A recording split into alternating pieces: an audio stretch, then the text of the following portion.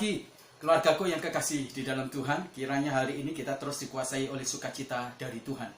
Kalau hidup kita dikuasai oleh sukacita dari Tuhan, maka ketika kita mewarnai hidup kita itu menjadi sangat berbeda. Karena sukacita itu memberikan kepada kita sesuatu yang optimis, dan kita akan memiliki kekuatan ekstra luar biasa menghadapi tantangan ini. Sama seperti kemarin kita akan belajar dari renungan, masih di dalam refleksi kepercayaan talenta. Kita akan membahas di bagian yang kedua, tapi sebelum itu kita akan berdoa. Terima kasih, tolonglah kami Tuhan untuk belajar dari renungan firman Tuhan yang dapat kami pakai menjadi sharing keluarga kami di Komsel masing-masing keluarga, supaya kami bisa menjadi pekerja-pekerja di paket please dengan baik Tuhan, sehingga kami benar-benar memuliakan Tuhan di pekerjaan kami. Dalam nama Tuhan Yesus kami berdoa, haleluya, amin. Di bagian yang pertama kemarin kita belajar dari refleksi kepercayaan talenta. Kita belajar bagaimana hamba yang diberikan talenta satu itu kemudian meremehkan hal yang kecil. Tapi hari ini kita akan belajar dari hamba yang buruk itu, satu subtema yang berjudul pekerja yang jahat. Nah, kita akan membaca di dalam Matius pasal yang ke-25 ayat yang ke-24. Kini datanglah juga hamba yang menerima satu talenta itu dan berkata, Tuhan, aku tahu bahwa Tuhan adalah manusia yang sangat kejam dan menuai di tempat di mana Tuhan tidak menabur, dan memungut dari tempat di mana Tuhan tidak menanam.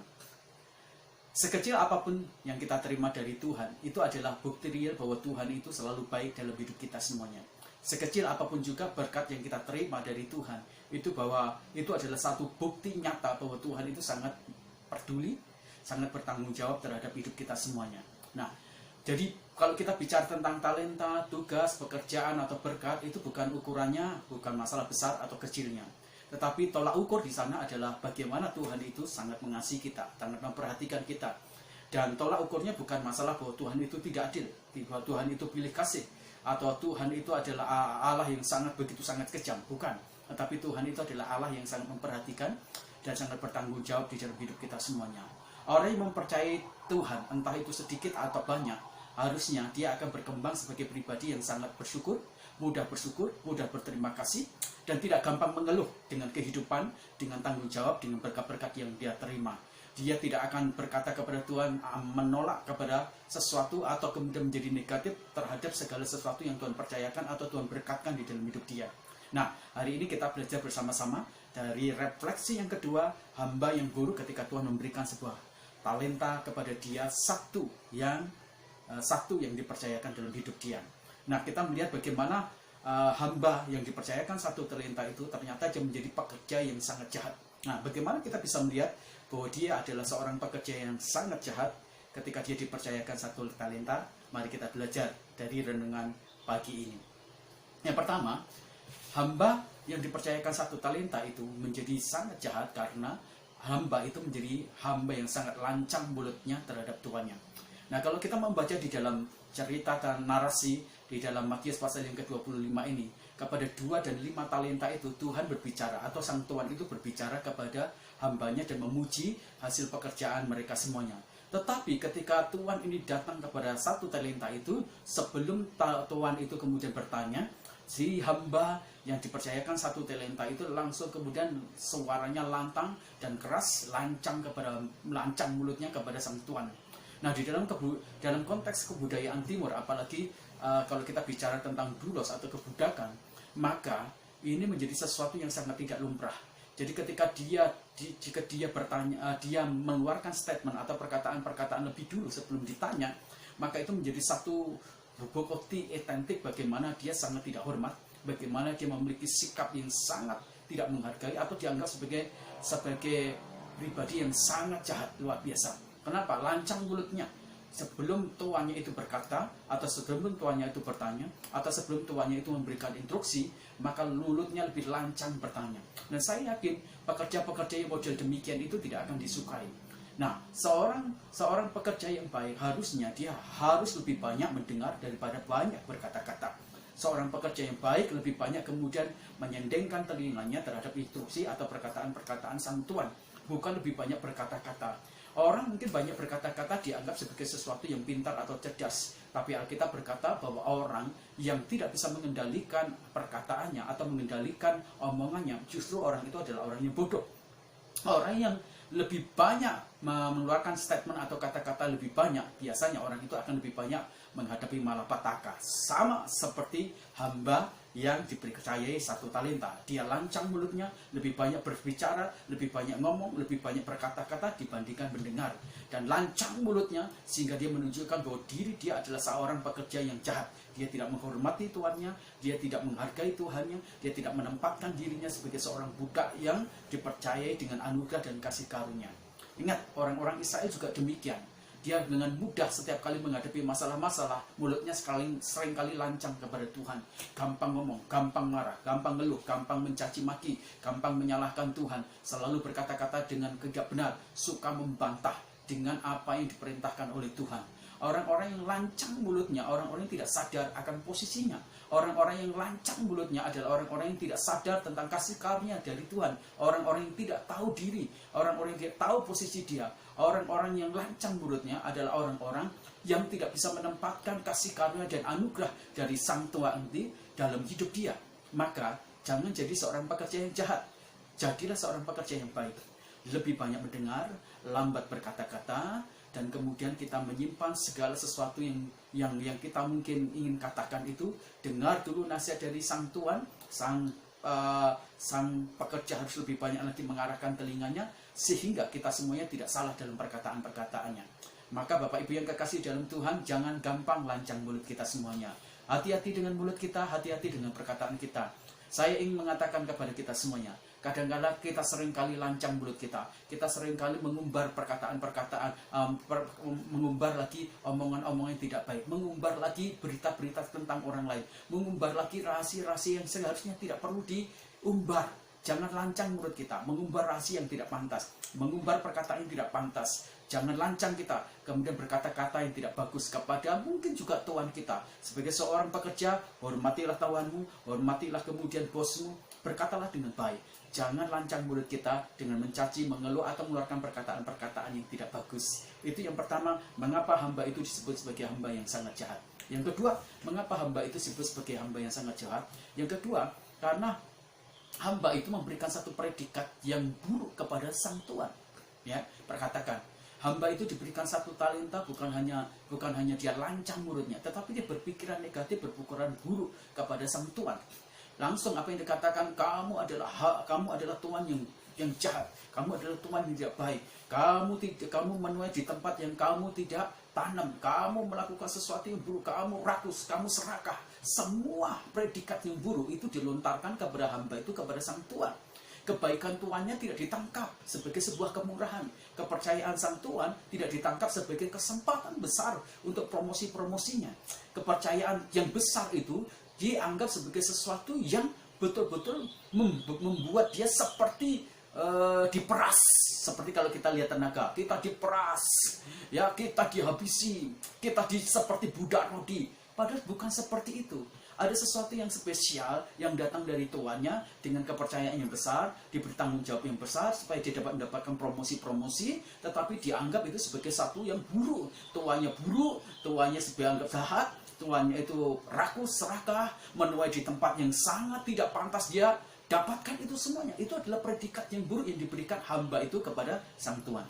Coba renungkan, kalau kau sebagai pekerja, entah kau bekerja di instansi pemerintah, engkau bekerja di pabrik, atau engkau di instansi perusahaan manapun juga, jangan sampai kita kemudian memberikan predikat yang buruk kepada pabrik kita atau kepada Tuhan kita.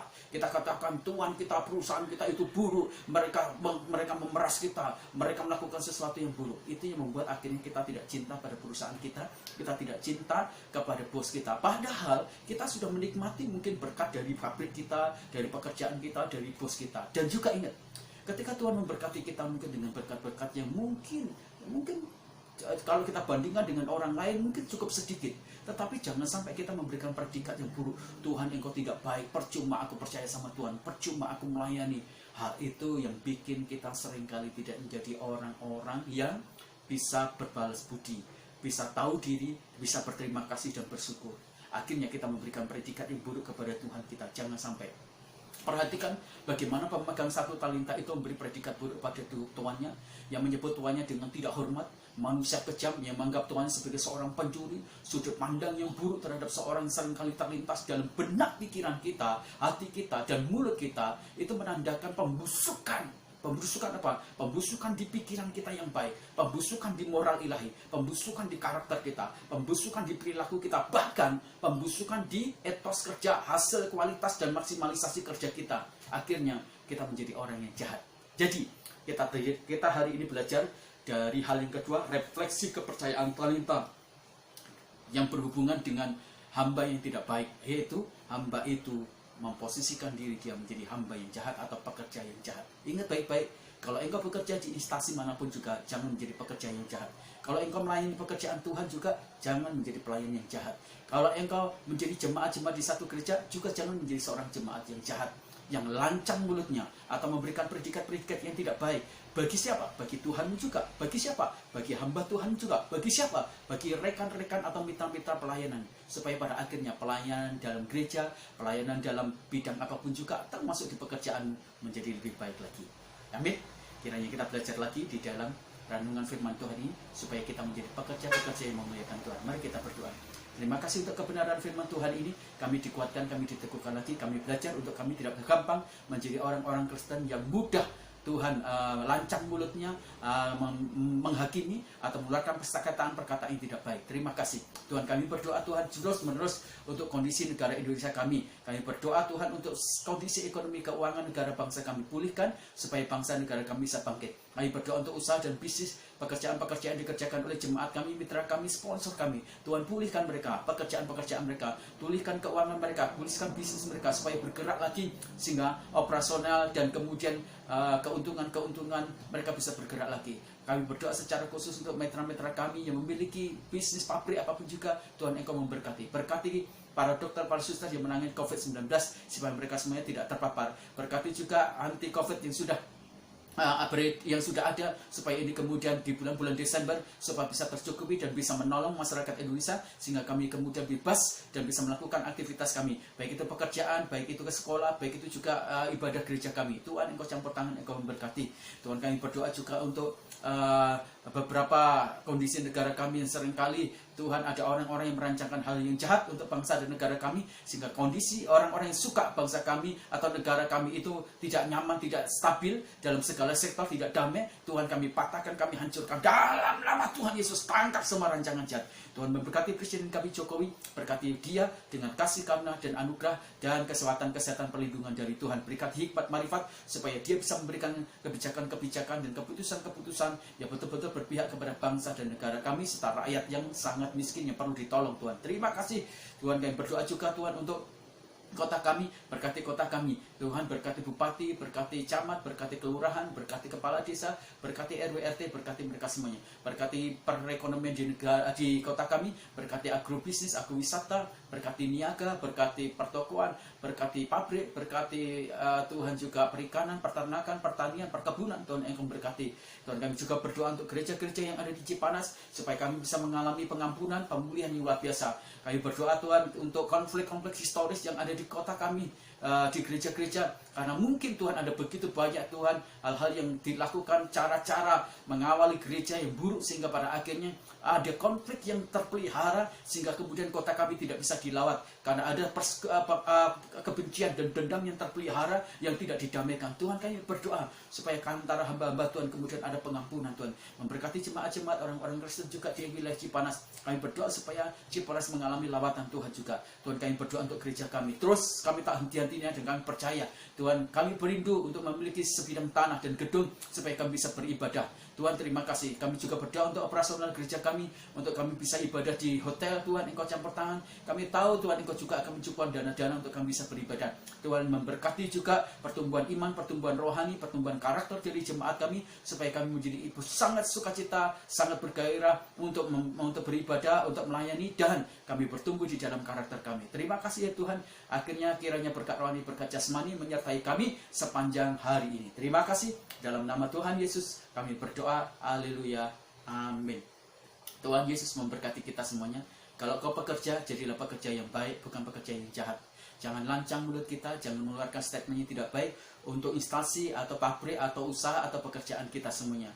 Yakinilah ketika kita menjadi pekerja yang baik, tersedia promosi besar bagi kita semuanya, bagi kami juga. Tuhan memberkati kita. Amin.